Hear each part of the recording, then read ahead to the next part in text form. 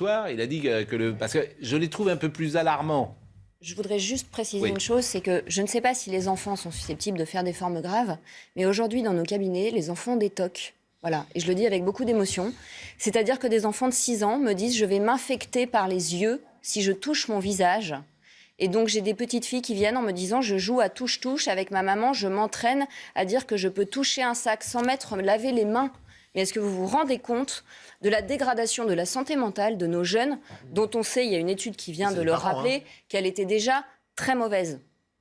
Voilà. C'est la faute des parents. J'aimerais qu'on y pense. Si les parents entretiennent les enfants dans cette croyance-là, ils sont quand même un peu coupables. Donc vous demandez aux parents d'être schizophrènes et d'aller dans le sens de la peur quand ils sont en dehors de la maison, et quand ils sont à la maison, de dire aux enfants si les parents disent qu'en touchant un sac, en mettant après la main sur la langue ou sur les yeux, on a le virus, les parents sont à minima mal informés. Oui, mais cette petite fille n'avait aucun trouble, aucun antécédent, et il n'y a pas de psychose dans sa famille avant le Covid.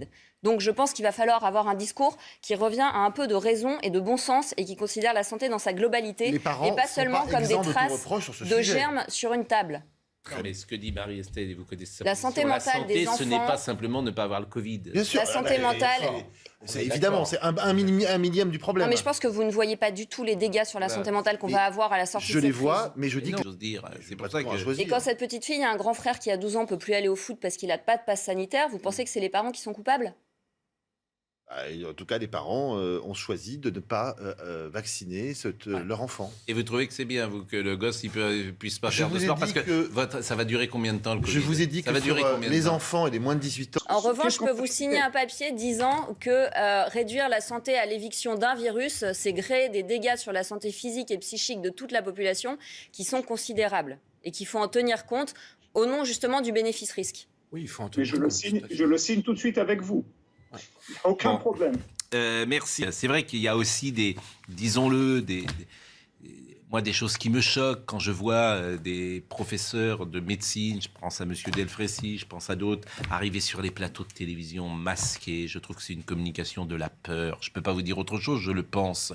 Je suis très surpris de cette mise en scène, des gens qui vont dans des endroits où tout le monde est vacciné, où le pass sanitaire est réclamé, et volontairement, ils s'expriment comme ça. Alors, je veux bien qu'on me dise l'exemple, je veux bien qu'on me dise tout ça. Mais en même temps, Pascal, je ne suis pas d'accord avec ça. On a reproché tous au Premier ministre d'aller serrer les mains l'autre jour. Mais ça n'a rien à voir.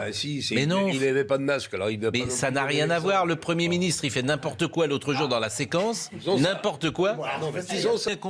On met le masque dehors. Ça ne sert à rien, monsieur. On n'est pas dehors, là, le masque. Non, en ce moment, à Paris, non. Mais si. En France, non. Pas dehors. Le masque revient dehors.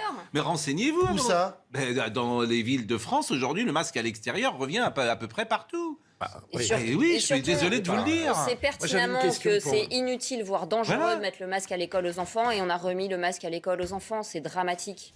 J'ai une question dangereux, je l'ai donné. Rien ne justifiera à mes yeux, monsieur, le port du masque dans les écoles pour les enfants en primaire. Rien. Jamais. Et pour répondre à l'ami... J'ai aucun problème avec vos opinions. Moi, je vous parle de science, c'est tout. Bon. Et moi aussi, je vous parle de science. Je vous parle des troubles psychiatriques que ça génère, des enfants asthmatiques qui ne peuvent pas respirer, des migraines, des troubles de l'apprentissage, de la buée sur les lunettes et des phobies scolaires. La buée sur les lunettes, c'est l'argument, la buée sur les lunettes. Tu peux pas apprendre, tu peux pas apprendre à lire. On les nettoie. Ah oui, mais quand tu as des lunettes, en général, c'est que tu en as besoin pour apprendre à lire au tableau. Je porte des lunettes aussi, effectivement, j'ai de la buée de temps en temps. Pour répondre en revanche, marcher en plein air, entrée et sortie des centres commerciaux, établissements scolaires, arrêt de bus, face à la dégradation de la situation sanitaire, la préfecture de la Loire impose de nouveau le port du masque à l'extérieur dans plusieurs cas de figure. La Loire, c'est vous avez dit la France. Mais en Occitanie, c'est pareil. Il y a plein de... Et puis, moi, je vous signe que le masque à l'extérieur, il est dans toute la France le 15 décembre. Moi, je vous le signe tout de suite. Et ça sert à rien. Ce que vous ne comprenez pas, c'est que... À l'extérieur, ça sert à rien. Ça sert à rien, mais pourquoi alors on le fait ? Demandez à M. Cohen. On l'a fait au départ pour... Il n'y a pas un ministre qui est capable de dire « Soyez responsables, comportez-vous comme des adultes, on va vous traiter comme des adultes. » Et en même temps, tu vois le Premier ministre qui fait n'importe quoi. Enfin, franchement. Vous avez dit que vous... D'accord, Pascal. Il y en a marre, moi j'en ai assez qu'on nous mette un masque à l'extérieur avec un Premier ministre qui serre les mains à tout le monde. Je veux dire, et qu'ils arrêtent de donner des leçons. Bon, mais Jean Castex ne sera Premier ministre que jusqu'en mai prochain.